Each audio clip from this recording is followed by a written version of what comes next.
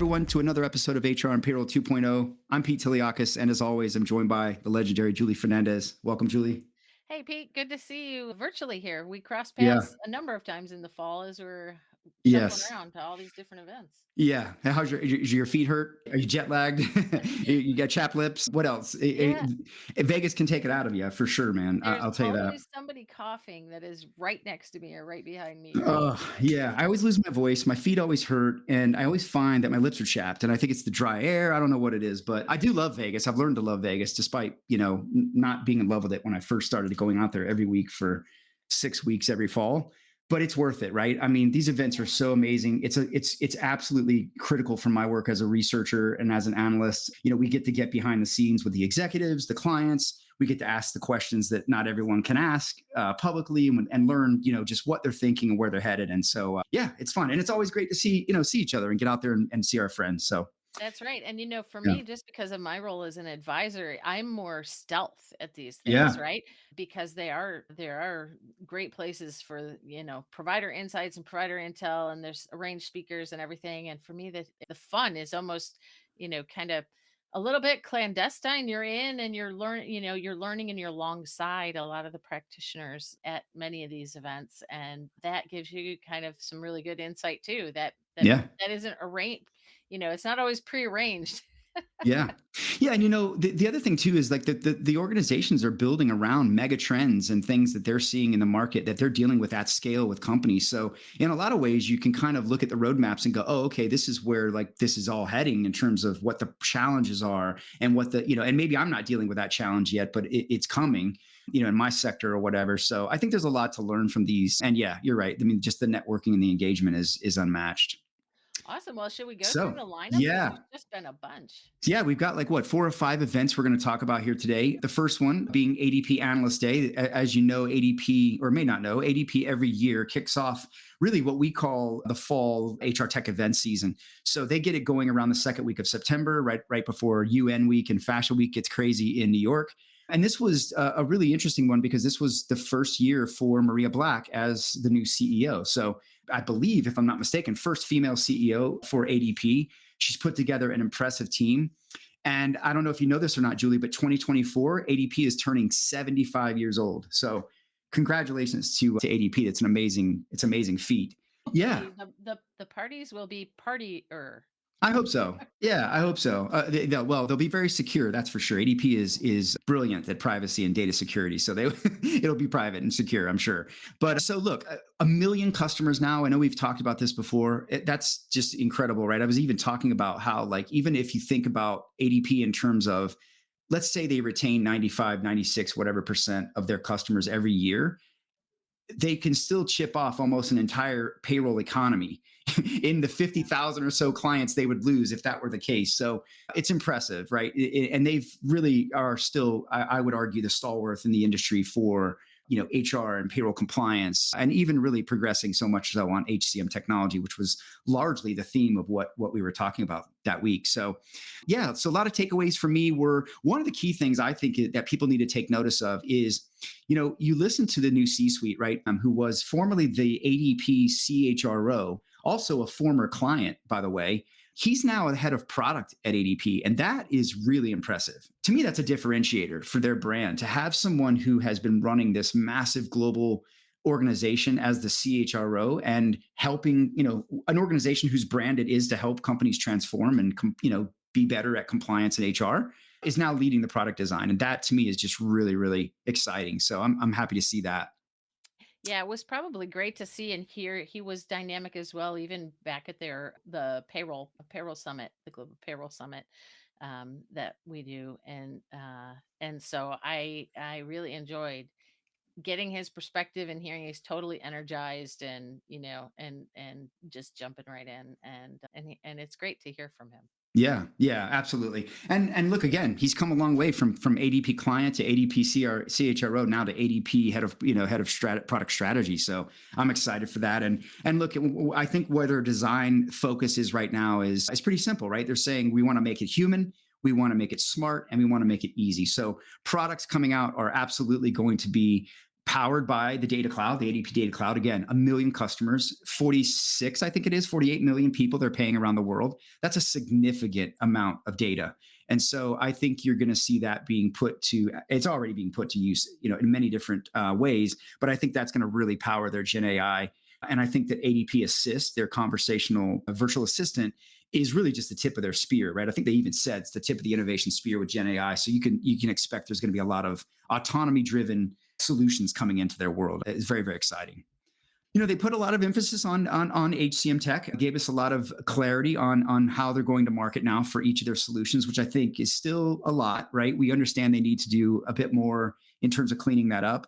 But yeah, one of the cool things I did learn was they mentioned a 75% attach rate now for talent solution, with learning being one of the key for them. So that was huge. They're also now Pi, right? What they've termed Yeah. Pi, the next Yeah. gen payroll engine, is now back ending, or is going to be the path for all of their for powering all of their HCM solutions. And they are working harder on getting to where they have more supported countries outside the US, but also those that they can target locally for single country capabilities, similar to the way they do the US. So a lot of options there. They did clarify that Celergo is now going to be that focus for firms with less than 1,000 employee footprints in countries, where Global View will be for the larger, more enterprise size, I'd say bigger long tails, if you will, that are out there. So yeah, lots going on at ADP. I think there's a lot of clarity around HCM tech, and Maria seems very, very focused on growth, very focused on unlocking the power of Gen AI. And as we heard, which we're going to talk about in a minute here, they announced a much deeper engagement with Workday. So there's going to be a lot more of Workday co-innovation and co-collaborative going to market together I'm in really the future. excited to dive into that, and I Yeah. don't know if it's from at this point in time, or I know we'll move into Workday Rising too, but I do want to dig a little bit into there and see what Yeah. what the point of emphasis is and how that's playing on both sides of the road. Yeah, yeah. So Workday Rising was a great week as well. Let's go ahead and just transition there. Again, Gen AI absolutely stole the show. I'd say the use cases are really cool, right? Similar to what we're seeing with some of the other HCMs, things like writing job descriptions, which is a pain in the rear. Generating growth plans for employees now with generative AI, which is pretty cool, right? Helping you write those reviews. I even think I believe they were showing help around writing interview questions and things like that. So generative is really making its way in here. I think one of the things that was super, super exciting was they had just a slide full of of solutions that are targeted at augmenting and empowering the frontline manager Hmm. to really help them, make the day-to-day much easier, but also help them nurture and develop employees and skills in their organization. So that's a huge relief, because as we've talked about, the frontline manager, many of which are often getting promoted out of experience in their fields, but maybe not the best leaders, right? Maybe didn't have the best leadership training yet, but also are being asked like, hey, you got to do all this extra HR stuff that maybe you didn't realize that is about development and engagement and employee sentiment and that sort of thing. So I love that there's more relief coming for them, because I think that's the backbone, right, of where I think HR is almost commonly happening in a lot of businesses today. Yeah, in that area, Pete, were you finding more of that was natively through the product, or does that kind of bleed into some of the things that they're really promoting and ramping up in the partner community and kind of open source, right, community?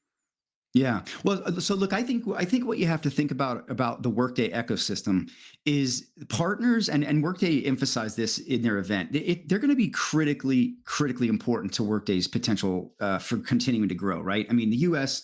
somewhat saturated at this point with most of the Fortune 500s, most of the Fortune probably 2,000 on a cloud solution. And so what I think they have to do, Workday has to grow outside the U.S. Right, and that is going to require out of the box solutions, right? Not everything that works in the US is going to fit everywhere else or be available or localized everywhere else. And so that's where I think you're going to see the SIs becoming incredibly important. The relationships, like with the strategic go to market we saw with Alight, that's going to backfill some of those payroll engines in Europe. The extension of ADP, right? Working closer with Right. ADP for services and compliance and global payroll as well. And I think what you're going to see is a small cohort of other payroll providers. I believe they're targeting 4 to 6, in addition to ADP and Alight, that are going to kind of be the go-to for some of that co-innovation. However, one of the things I think it's important to understand around the whole payroll piece of this is that they did make some announcements there that I feel like they kind of just sort of flew under the radar. And I want to talk about those. But again, the partners are incredibly important here. It'll be very important for global payroll. It'll be incredibly important for Workday's adoption, and it'll be incredibly important for Workday continuing to innovate in spaces where they don't want to necessarily, they can't do everything, right? Right. No HCM can. So they're going to need those partners to co-innovate. They've opened up Extend AI now, where you can have access to their AI platform and generative solutions in order to help build apps and solutions that could complement. So, yeah, the partners are very, very important. And even in the executive meeting, Carl, I believe it's Eschenberg is how he says the last name, pointed out that that's something that he is very keen to do, is to do a bit more of the maybe what you would call sometimes two in a box, right? Going to market together and co-selling on deals where it makes sense. So yeah, I think you could probably see an ADP or an That's right. Alight co-selling with Workday now, and going to market as one unified sort of solution, but selling in tandem. So Well, and I think yeah, it definitely brings up something that on the advisory side of the house, what I see more and more often is just even having an understanding of the partner ecosystem and where and how different players play in yes, that solution, how they fit, and you could add OSV and a lot of the SIs, right? There's just there's a number of unique ways that these providers fit together, or independently, individually into the ecosystem, and you have to really understand the circumstances to navigate some of that well. And of course, Workday loves all of its partners, right? so yes, so when you get into situations where you're trying to choose between and among partners, or different ways to go and evolve your solution with Workday, that is something that I'm finding, increasingly clients are coming and asking for some navigational assistance, right? And helping to figure out what is the lay of the land and what is each person's interest and strength in the Workday ecosystem, and how do they fit yeah. best with then their situation. Hey, everybody. Got a quick question for you. Is your job easy, stress free, and full of rainbows and sunshine every single day? Yeah, I'd say that's a big fat no. Hi, I'm David Noe, host of Speakeasy HR, presented by Payroll Partners, and proud to be part of the Work Defined community. Take a step down into my Speakeasy live on LinkedIn and YouTube, where we tackle HR and business challenges through raw, uncut, unfiltered conversations. This is HR like you've never heard it before, bold, real, and full of practical takeaways. Real guests, bold insights, authentic conversations that drive change. Catch every episode on demand through your favorite podcast platform or all the content at speakeasyhr.com. Yeah, yeah, yeah. I think there's an opportunity here for all of the HCMs that are developing all of this generative AI to actually create maybe some professional services around it, right? I mean, just in the same way that they've had professional services and have to for the deployments of their solutions, right? And all of them have to, engage SIs in order to scale that. But fundamentally, I think you're going to have, because I think what's happening is this generative AI is being built, and it feels like a lot of the vendors are saying, yeah, look, we're doing this responsibly. We're doing this ethically. They've got frameworks. I mean, Workday has a beautiful framework for how they go about this stuff. They take it very, very seriously about protecting humans and protecting data and protecting information. But there's almost this tone of like, well, it's up to the clients to understand it and apply their data to it and use it in their businesses. And That's that's right. fine. But like, I think about, and I'm probably going to speak on terms that your husband would understand, right? When Dodge came out with the Hellcat, right, a 700 horsepower car, it doesn't necessarily mean that we all need a 700 horsepower car, that we ought to be driving it or know what we're doing, right? So I think there's a massive opportunity here for consultants like yourself, even for the providers that internally, to rally around their customers and guide them through this, because I don't think that this is going to be black and white, and I don't think that this is going to be simple for everybody to just go, oh, we're doing AI now, here it is. I think there's going to be a lot of decision making within cultures, within sectors, within processes, and within all the layers that there are in a business of deciding how and what and where. The good news is as I'm talking to companies about executives about generative AI and AI in general and how they're using it, the good news is I'm hearing, or excuse me, specifically for HR, I'm hearing that they're already using it in their product themselves with their own customers. So the good news in that regard is they're already sort of out there figuring it out for their business. It feels like they will have had some lessons learned and some perspectives when they go to apply it to HR. And hopefully, again, that's where maybe that consulting can bring some of that best practice and learning to the table. So Sure. Yeah. Absolutely. And you even get into, there's a certain amount of that HR organizations will adopt because of the platform and where the Yes. platform is headed. And, Yeah. that's important because it's not a one-off type of an effort to figure out how or where or when to use generative AI. And then there are a number of organizations that start that search just thinking about, well, what tool could I use, or how would I do it if I wanted to explore that outside of the technology. I think the former is probably the way that we'll see most people get there fastest, Yeah. is because their underlying strategic platforms are taking them there and doing it much faster than they could go themselves. Yeah, yeah, absolutely. So, but on another note, on a very exciting note, albeit I wish a little louder, bell ringing, Workday sort of slipped this under the radar. But never fear, I have written a very nice document about this and my perspective on what Workday has announced here from a payroll perspective.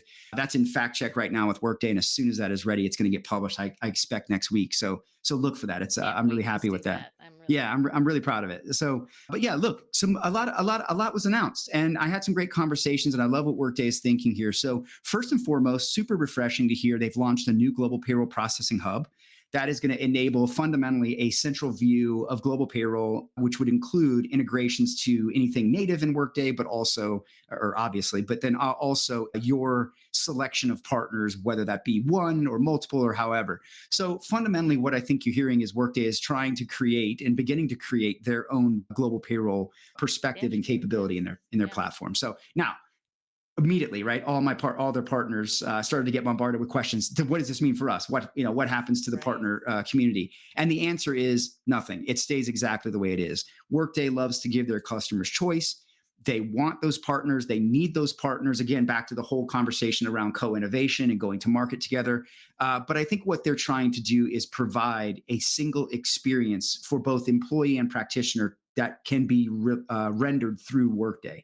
So in other words, they're really getting more, obviously laying that single view and that dashboard on, but they're getting more relaxed with, I wouldn't say relaxed. They're changing the way they're going about passing their data back and forth to local vendors, which is going to create an opportunity for that localized data movement to bring back a fully visible, or not just fully visible, but a fully encompassing pay slip in a standard format inside the Workday experience. So it's going to make that a lot easier. I also think, and I talk about this a little bit in my article, I think it's also going to solve that issue of the cost prohibitive nature of putting in a Workday for a very small population long tail location, right? There's often been firms who will leave small, onesie twosies, less than 10, 20 people out of scope in some of these deployments. And that's because often the cost of putting in a major solution for 5 people just does not make a business case. And so I think that's going to create an opportunity for that issue to be solved somewhat in the way that they're looking at, passing their data back and forth. And I think that's going to be really refreshing approach to that. Hey, Pete, I love that you're Yeah. calling that out because I think a certain amount of that has probably been foreshadowed. Like, it really makes sense if you think about Yeah. the fact that even in their global payroll partner network, they'd have, initially it was just folks that could truly do, broadly global payroll, right? And it's been several years now where they've had a number of global payroll partners that have a region or a sub-region or, a country that they do really well. And so it stands to follow that you have a number of different connection points, and that visibility to that hub would make sense.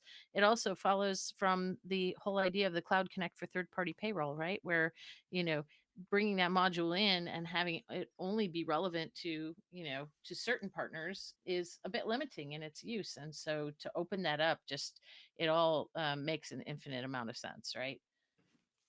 Yeah, no, absolutely. It absolutely does. And I think that I love that Workday is thinking about this stuff now. I gave them some feedback that I thought they could be more aggressive in this area and that they needed to really address, building this out because this is a huge need. And so, yeah, I'm excited to see that this is all kind of coming to life now. For sure. Oh, it sounds like you have more tidbits though. Yes, more and more. So a couple more things that they did announce around payroll. So Australia is available. It is now commercially available. So that means I believe that's invite only is what that means. But there are customers beginning to use it. So that's great. So native capability now for Australia. I They have to also ask, yeah, that's just yeah, Australia though, without New Zealand, just right? Australia. Sometimes those go.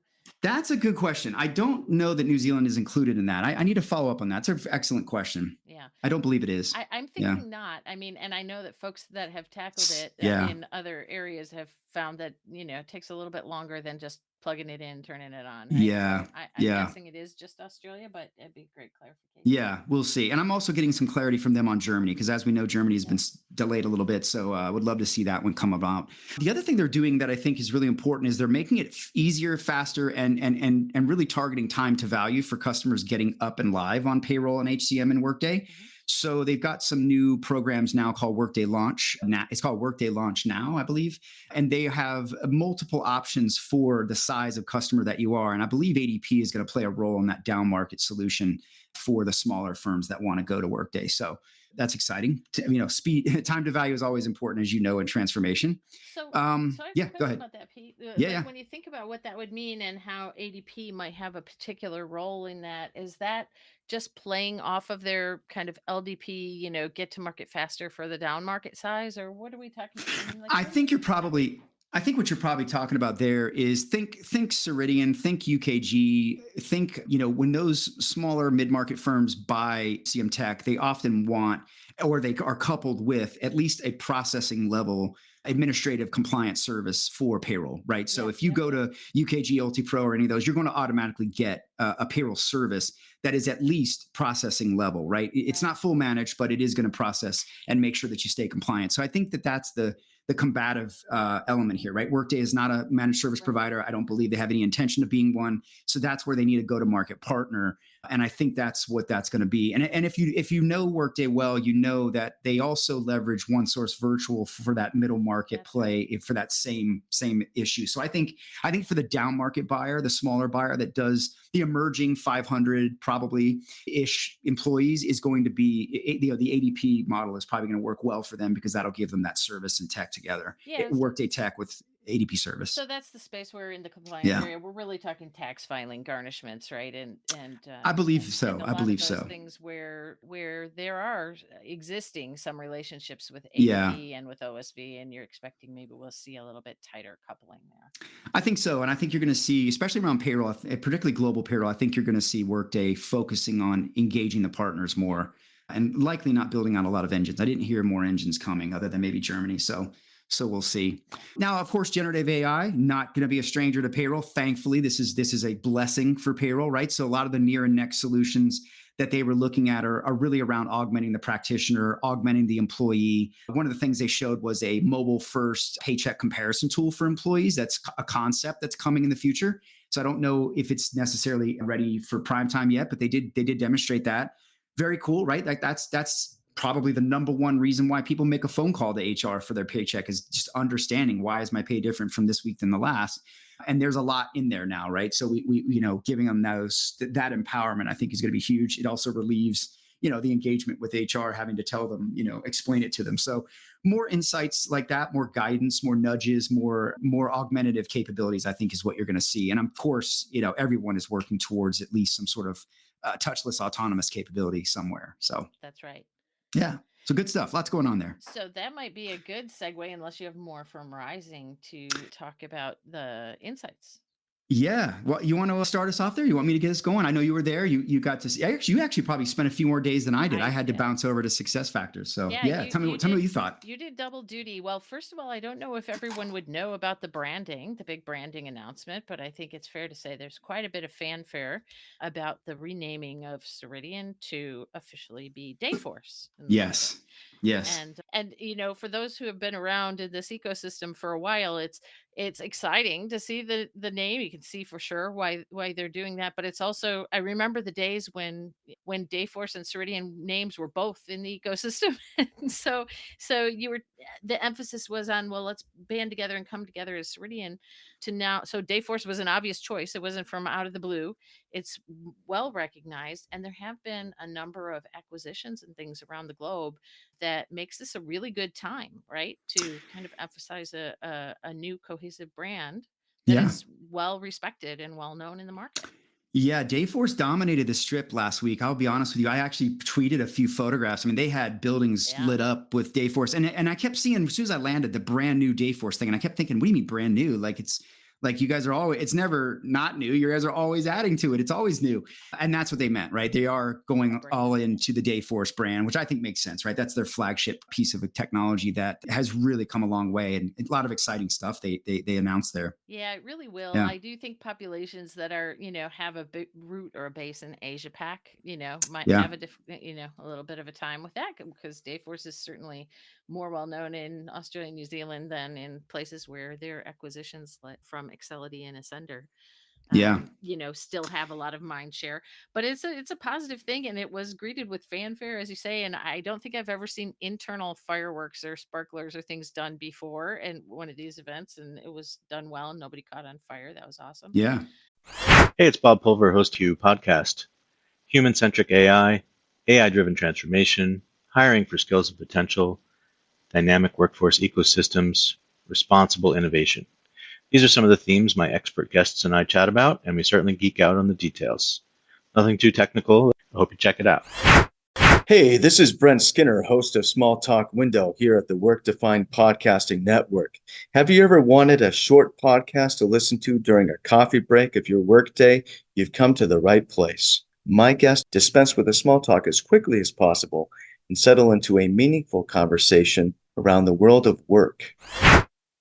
Yeah. Well, the good news is one of the things I will point out that they did mention while we were there, just a couple of updates that I think is important to say, is that, first of all, they have replatformed or completed the replatforming of all of their acquisitions, including the global payroll guys. So that means they've re-architected the entire product. They've normalized the user experience, and they have really done a lot of work, very thoughtful work on how they've structured the platform and the data to work and flow together. And so I think they've got really, I think they are, fundamentally, I would say Ceridian and SuccessFactors are still probably the team to beat in HCM for payroll, right? I mean, definitely UKG is getting right up there now with the Amidas thing.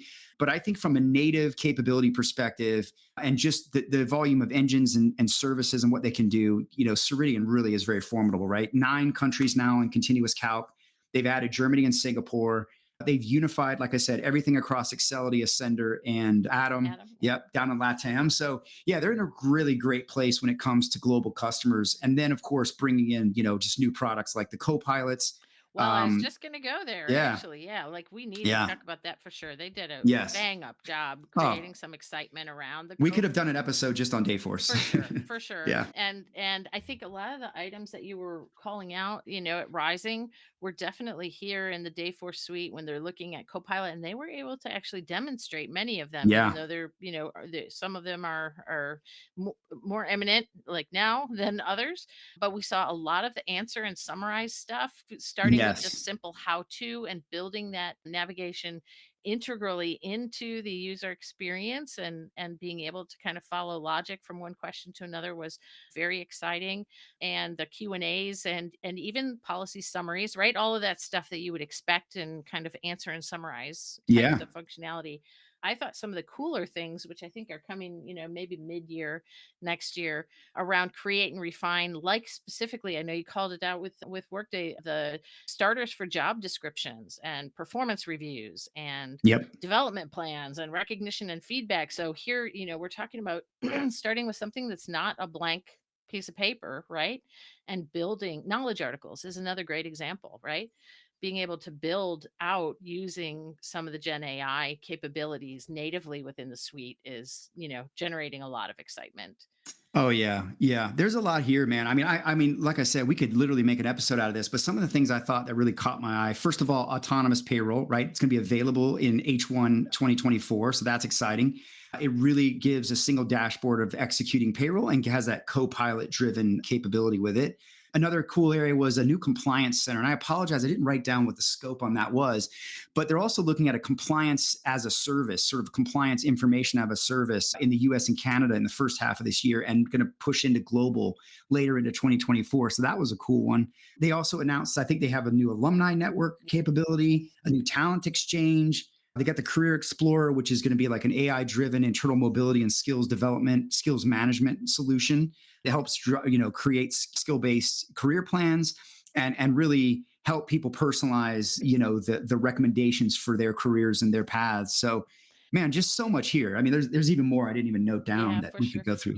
One of the demos that was done, that was given as part of one of the bigger innovation general sessions, which was just it was just you could see folks' reactions was in report generation, just on the Yeah, fly, coming out yeah, of a question about something that we might look at all the time, how many people worked overtime in X location, and taking that answer and then turning that just with a comment through generative AI into a chart and refining it from there. Those are the sorts of things that we're seeing kind of across the board, but they did a great job showing that, and it was really exciting to watch. yeah, yeah. It was. I'll be honest, man. Kudos to Dayforce. Yeah, They packed this roadmap, and I would imagine there's even more. I probably haven't even I'm I didn't sure. even note down. But yeah, fantastic. But let me leave you with this before we move on. Look, I think they are in a better position than they have ever been. Like I said, architecture's all there now. They've got it all normalized. They've got a ton of just talent capabilities they didn't have before. The ML and the co-pilots are really impressive. Those are Azure, by the way, Microsoft Azure enabled. But one of the things I think is important to point out here, 100% growth across firms larger than 6,000 employees. Yeah, That's their yeah, goal, right? Enterprise firms in their metric, and that is they're also seeing that in full suite, right? So full suite adopters, and they're really looking for that compliant, single platform, single data set.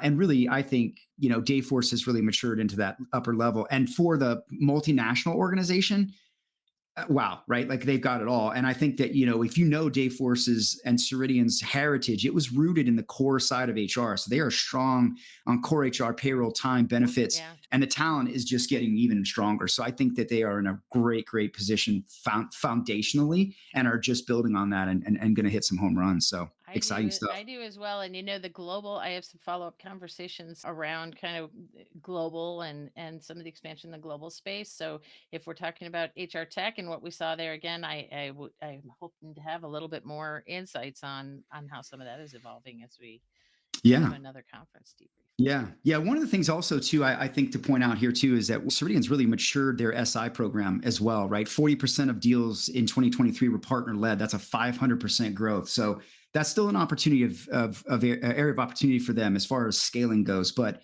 I think they are leaning harder on their SIs and starting to take a very similar approach to that, as we've seen to Workday and others as they mature and expand. So again, partners are going to be key here. That's right. That's right. Yeah. Okay.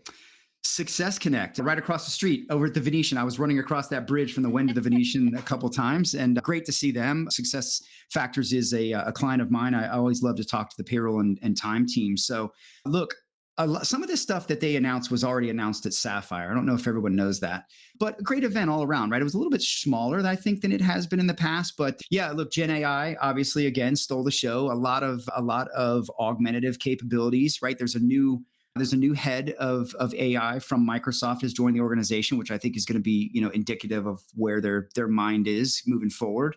Much like Workday, or just like Workday, I should say, it's important to know that the AI being used and the ML being leveraged inside of these platforms is not bolted on. It is in fact woven into their code. It's woven into embedded into their platform. It's a native capability. So yeah, a lot of large language model usage going on here. And really, you're seeing things like, again, conversational user experiences, again, job description writing, interview question writing, candidate screenings, all these things that you can, sort of get some help augmenting you to as a manager, right? I had 23 employees at one time for about 3 years, and review time was absolute. It was like I was cramming for a college, paper or something. It was like unbelievable. So great to see all that happening. They did announce Joule, Joule, is their co-pilot, their Azure enabled co-pilot, which is going to enable a lot of these things. They showed a bunch of that there. So very cool, right? It's a lot of very augmentative capabilities. They've also done, as always, a bit of work with their user experience and bringing in more integration to workplace tools like Google Workspace and Microsoft, but also getting deeper too with Qualtrics, their former sister company that's obviously spun off now. But yeah, and I think again, like their peers, talent science, talent intelligence, skills, and all of the things that come with developing skills today are all very, very, very critical use cases they're working towards and really, bringing forward that rich talent capability that they're known for at SuccessFactors. What else? Let's see. Payroll, SuccessFactors payroll, right? What has been called next gen for EC, I guess will be the next iteration for EC. EC payroll. SuccessFactors is really looking at this. They're taking a very slow approach, Julie. They're building next gen from the UK backwards, right? So they're not starting in the US like most firms have. They are starting in the UK. They already have a few firms, in beta. I think there's 5 or so clients in beta in the UK. And then they're targeting the US and then more likely Germany and Canada longer term. So it's looking good, right? It's coming along. It will be, again, it's going to be slow. It's going to be slow coming out. And I think that they're really thinking about how to engage customers with this newer iteration as and when it's ready. So Yeah, thanks for bringing that yeah. up because we spoke about that a few months back, I think, and it actually had slipped my mind until you mentioned it now. And I do think it's important as clients are starting to talk about, ECC clients are talking about moving to ECP. The timing is important to know because some clients aren't quite ready to make the move to ECP, and you do get to a point where you're wondering, is there what would be the benefit to waiting? Should I wait? And, how will ECP be different than next gen? And, and what should I be thinking about from a timeline and a roadmap perspective? Yeah, absolutely. No, you're right. There is, and I think SAP is working with their customers closely to figure those out as well. So I know we've Yeah. been having some conversations about that. So yeah, I would agree. And how about time, workforce management? Did that come up much? I'm excited to hear. There's been a lot of things going on in the time world with them between. Yeah, they were. I wasn't there all week. I was only able to spend a couple of days, so I didn't catch some of the time stuff. But I do know they are working on more capabilities there. I think they're advancing their time to get away from having to have, historically they were a Kronos partner. Right. Then they had to go to workforce software because of the UKG acquisition. So yeah, time has been something that they've been developing a next gen solution on as well. And I know that's proliferating, but I'm not positive exactly what the update was on that. I did not catch that, so Yeah. I have to double back on you on that one. Awesome. But I'll tell you, one of the things that was cool, Imran Sajid and I, the head of product marketing, Imran. Yes, I do. He and I were talking, and I thought this was really impressive. I don't know if you know this or not, but one of the things that's really cool about SAP, and they have done this for years, right? They've got something like 150, I think it is, product managers, right, that are fundamentally focused on compliance, right? All they're doing is orbiting and preparing the system and monitoring and bringing those things into the solution. But what's more important is they literally have boots on the ground and relationships locally across the globe with government agencies to really drive leading practice, right? So they're leaning in really in a lot of ways, a lot like ADP does and Paychex does with the US, right? Where they're doing a lot of work on what's coming and kind of what's next and helping them think, the government think through how businesses can apply these things. I think that's really differentiating because I don't know if people realize, SAP, again, I still think they're the team to beat when it comes to global payroll from a native perspective, right? 50 plus or so engines, not to mention whatever they have enabled through partners that have co-innovated with them. So, when you look at that, you think about the mammoth task they have, the massive numbers of organizations and the size of volumes.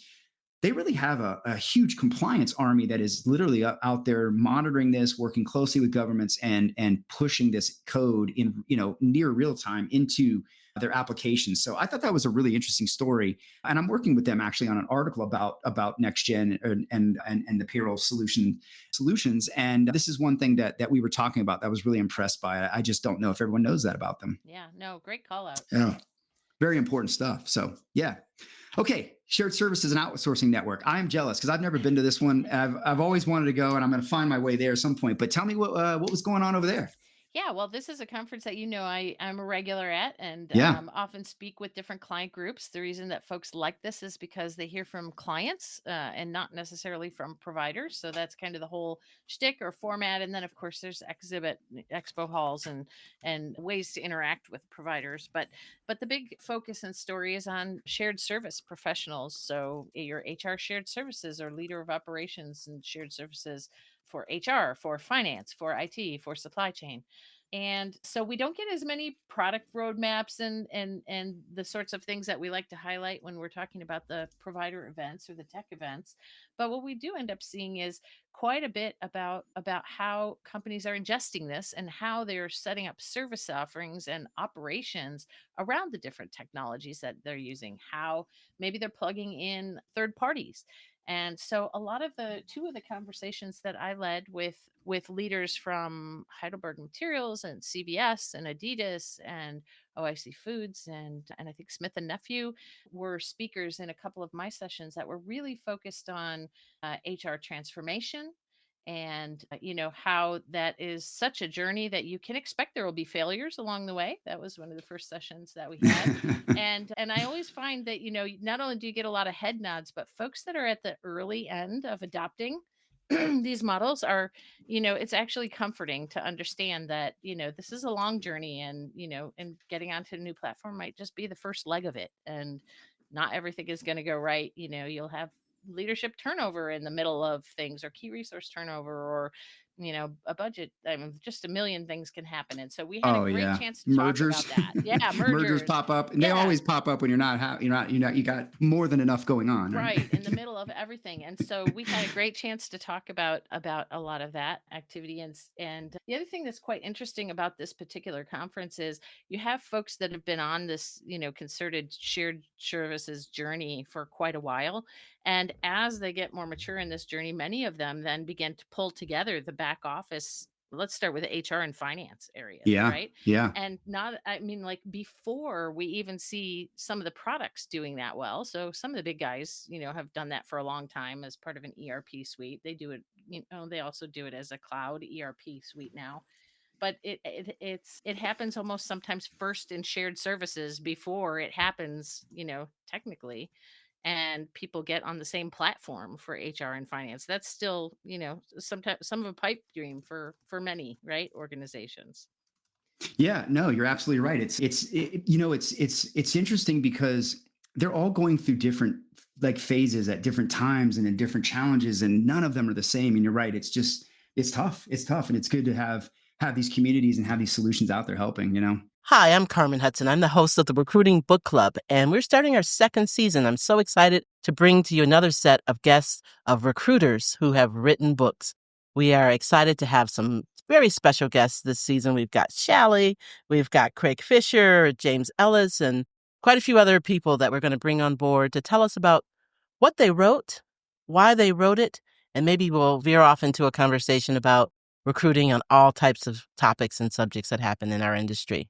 So I hope you can join us.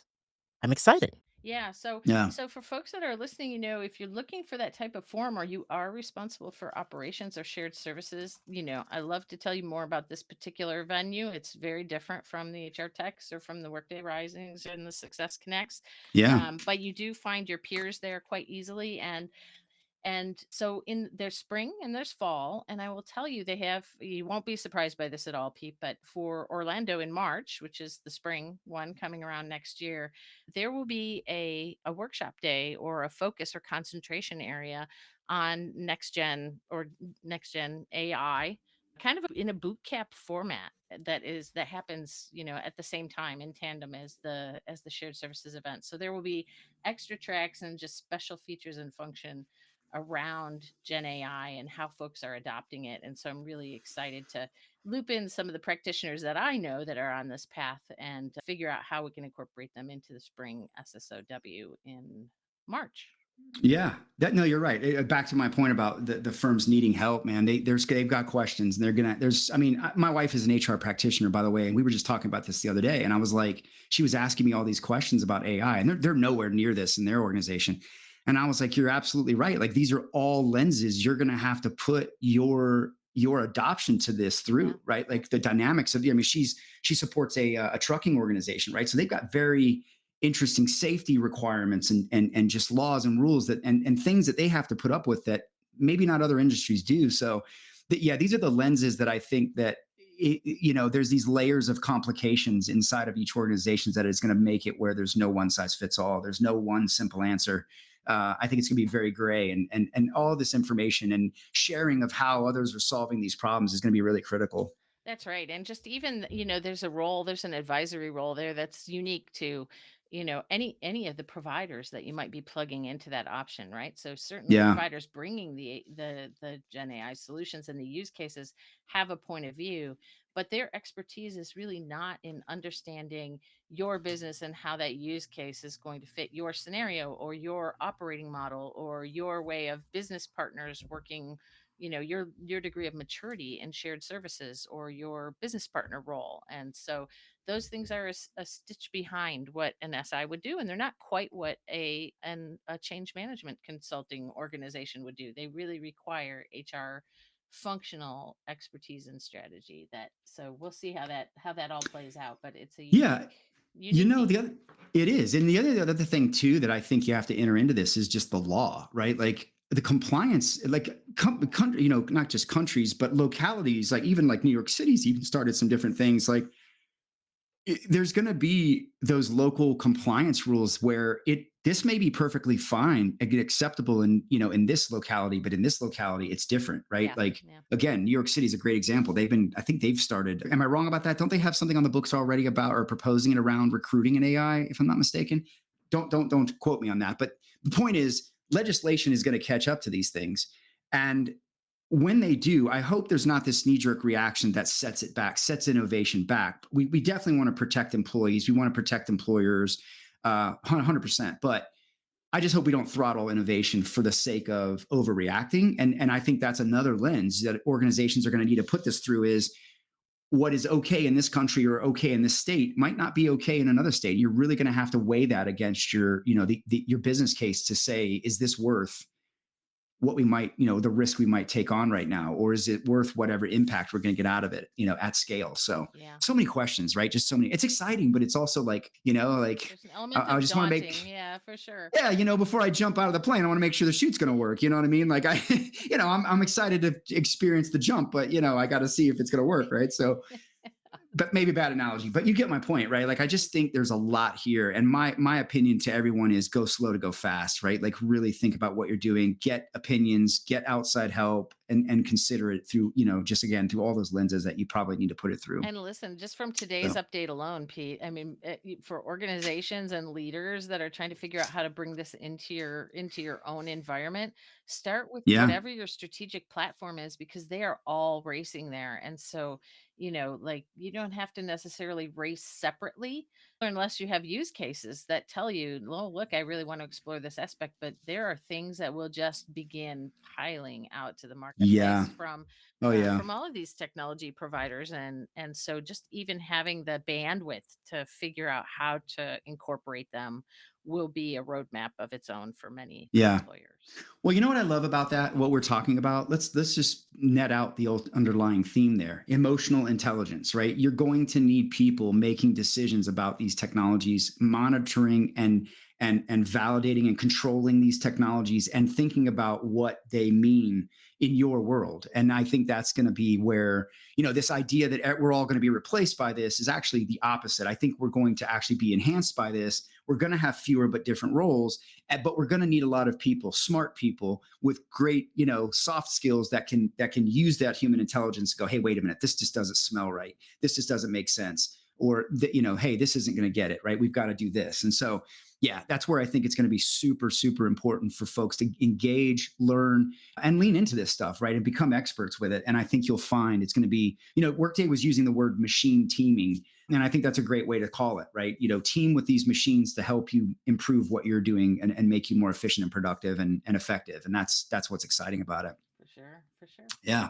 All right. Okay. Well, look, this has been a packed episode. I know we shotgun through, and I'm sure we could spend some time on each of these, and I'm sure we'll unpack some of this as we go on into the year with other episodes. So again, thanks everyone. And hopefully you're getting out to some of these events. And if you are, Julie and I are going to be at HR Tech all week next week. This episode should be live by Monday or Tuesday. And we would love to connect with you out there. I'll be at Money 2020. I'll be at a couple more places. iSolve, and I think maybe one other, Workday Rising in Barcelona. But what about you, Julie? Are you going to be anywhere else after HR Tech? Pete, as you know, I oftentimes am stomping about in client circles and doing client Yeah. things, which is where my heart is. But I will tell you, I want to make sure that we end this episode mentioning the leave survey that we just put out. Yes. And thank you. Yes. It was on my You got it list. out before me, so thank you for that. Good. But this is a first of. In fact, I've noted while we're talking, maybe emotional intelligence might be a next one. As we get Yeah. through this first one. But the idea for the leave survey, and I know you'll put up a QR code or whatever you could put up where people can access it from this podcast, is to check in with practitioners and do something pretty short and quick and dirty to really explore something that we learned in surveys, which was leave management is the number one pain point. Like 60% of folks responding to the pain points for payroll have identified leave management as the top pain point. And we just really want to figure out why. I mean, we know that leaves are complex, but what are the characteristics, or what is contributing the most to that, so that we can start to think about how to fix it. And so practitioners, you HR people, you leave people, you benefit people, we are excited to have you sound off on this. It's 15 to 20 questions. It's fairly short, and to help us diagnose what's going on and Yeah. what the rationale is for that. And Pete and I will turn something around rather quickly here, to Yeah. try to share the results and see if we can't get under the skin to what the real pain is and what the opportunities are. Oh yeah, let's be realistic. Leaves suck. I mean, I have never, I've never worked anywhere where it was like, oh, we're so good at leaves. Like, you know what? Here's my theory, Julie, and this is what I'm hoping we do or don't disprove. Is I actually think that the problem is often in the fact that the systems that are designed for this are designed for HR transactions, which is fine, but that is only the tip of the iceberg when you talk about leaves, right? There's all of this things that get triggered on the back end, equipment and benefits and you name it, right? There's just many different pieces and parts. And I wonder if there is a lack of orchestration for all of that from any one system. But again, I'm sure there's other things too, right? You've got different policies, and you've got legacy policies, and you've got unions, and you've got state laws, and yeah, it's incredibly complicated. So yes, we have a survey running out there, and I'm running it on my channels. Julie's got it on hers. I'm going to drop it in the description. We would love to have practitioners. Please come and put your voice in that, and let us see what we can do to help maybe move the ball on this. Right? That's right. Providers, please set this Yeah. one out. We really want to hear from HR lead Yes. specialists. But if you'd like to help distribute it, just give Peter or I a shout, and we'll get you the QR code or whatever you would need to be able to push that out to Yeah. some of your HR folks. That's right. I'm going to drop that in. I'll drop it in the description so everyone has it. And yeah, we'll get that shared. But what else are you going to be doing, Julie? You got anything publishing or presenting? What's going on? Yeah, actually, I'm doing a webinar here. I think November 1st is the date. I'll be doing a webinar Yeah. that just digs into some of the intricacies of Workday and benefits without any Cool. really Okay. preconceived notions. Some folks, especially larger client folks, would say, best of breed. Others would say, let's move it in and use Workday benefits. And then, as we noted in some of the conversation earlier, there's a lot of ancillary services, in the benefits space, just like in the payroll space with tax filing and garnishments, that need a home and need a solution as well. And so it felt like that was a good topic to unpack. And I think as soon as I do that, if you don't catch it natively, I think I'll work with you and we'll figure out if there are some snippets that we could share. Yeah. Yeah, absolutely. Always, we love to do special episodes. So yeah, let's absolutely do that. And yeah, I'll be in a bunch of places aside from being on the road everywhere. If you are at HR Tech, come catch me. I'm going to be speaking with the CHRO of Deal and one of their clients. We're going to be talking. I'm also doing one of the tech chats in the back. I think they're calling them HR chats in the back startup stage with Gina Cheel from Devon PR. We're going to be talking EOR and global payroll. I've got some webinars coming up with iSolved. I got a webinar coming up. This is exciting. I'm doing a joint webinar, LinkedIn Live, November 13th with Workday, and it includes myself and, for the first time ever, working together with Anita Latink on a conversation with payroll with Workday's product leadership team. I love that. That'll be awesome. Yeah, I'm really, really proud of that. So I'm really excited to be doing work with Workday. And I got a couple of other things coming about. So just follow my channels. And of course, my news this week that we have GXT has officially merged with 360 Insights, a firm that I have just been, thrilled to partner with for a number of years, admire greatly, and will absolutely accelerate the vision that I have here for GXT and bring, my advisory work to their depth of research and add the research I want to add to it. And yeah, we're excited. So look for me at 360insights.com. And yeah, I'll be out on the road and be everywhere. So just, look for that. Appreciate the support. Pete, you're going to be exhausted by our next episode. So I guess I better queue up a few extra topics in case never. you fall asleep. I have infinite energy. You don't understand. Infinite energy. Awesome. Well, we thought this might be a short one, but boy, were we wrong. No, there's way too much here. Well, look, I will see you very soon in HR Tech. We hope we see all of you. And thank you so much for the support. And thank you for joining us. Take care, everyone. All right. Take care.